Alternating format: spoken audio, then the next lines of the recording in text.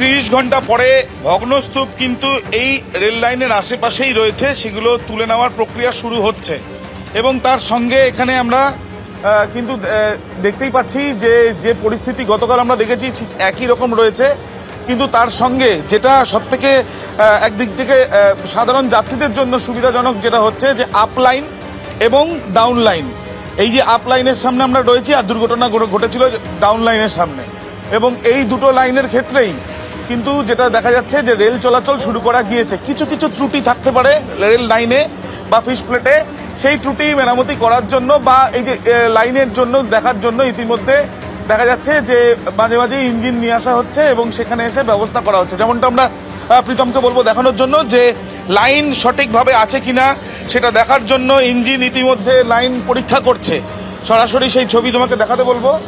এবং এইটা করার পেছনে কারণ যে আজকে আমরা দেখেছি যে লালগড় ডিব্রুগড়ের যে এক্সপ্রেস রয়েছে, সেই এক্সপ্রেস সবার প্রথম সেই এক্সপ্রেস চালানো হয়েছিল এবং তারপরে আরও একটি এক্সপ্রেস ট্রেন এখান দিয়ে গেছে, যাতে কোনো রকম ঝুঁকি না থাকে। অত্যন্ত গুরুত্বপূর্ণ এই লাইন, সেটা দেখার জন্য এই যে ইঞ্জিনের চাকার দিকে লক্ষ্য করলেই দেখা যাবে যে এখানে দুই লাইনের মধ্যে যে দূরত্ব থাকা দরকার বা দুই লাইনের ওপর দিয়ে ট্রেন যাওয়ার মতন উপযোগী কিনা সেই বিষয়টা নিশ্চিতভাবে যাতে করা যায় এবং উপযোগী করে তোলার যে প্রক্রিয়া, সেই প্রক্রিয়া ইতিমধ্যে কিন্তু চালানো হচ্ছে রেলওয়ের তরফ থেকে। অন্যদিকে যে ঘটনা ঘটেছে গতকাল, ভয়াবহ ঘটনা, সেই ঘটনার তদন্তে ইতিমধ্যে উচ্চতর আধিকারিকরা এখানে এসছেন। আমরা দেখেছি রেলওয়ে যিনি কমিশনার অফ সেফটি সিকিউরিটি তিনি এসছেন এবং তিনি আজকে একটা মিটিং করবেন এবং আগামীকাল বেশ কয়েকজনকে জিজ্ঞাসাবাদ করা হবে বলে জানা যাচ্ছে। বেশ কিছু নথি ইতিমধ্যে কিন্তু বাজেয়াপ্ত করা হয়েছে, যেটা পরীক্ষা করে দেখা হবে যে কেন এত বড় ভয়াবহ দুর্ঘটনা, কার কোনো গাফিলতি ছিল কিনা।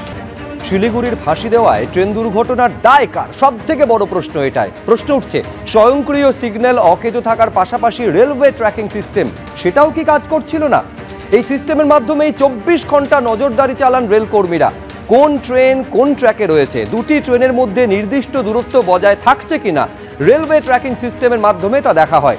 এখন প্রশ্ন উঠছে, রাঙাপানি এবং চটেরহাট স্টেশনের মাঝে কাঞ্চনজঙ্ঘা এক্সপ্রেস যে দাঁড়িয়ে পড়েছে তা কি ধরা পড়েনি রেলওয়ে ট্র্যাকিং সিস্টেমে?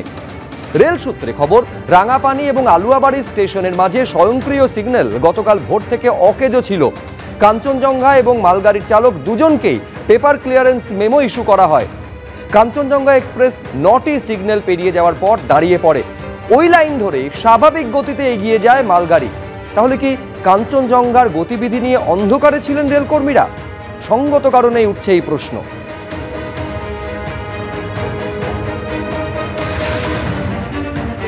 কিন্তু এটা অফিসিয়ালি কনফার্ম করা হয়েছে যে অটোমেটিক সিগন্যালিং সিস্টেম সেটা কিন্তু খারাপ ছিল।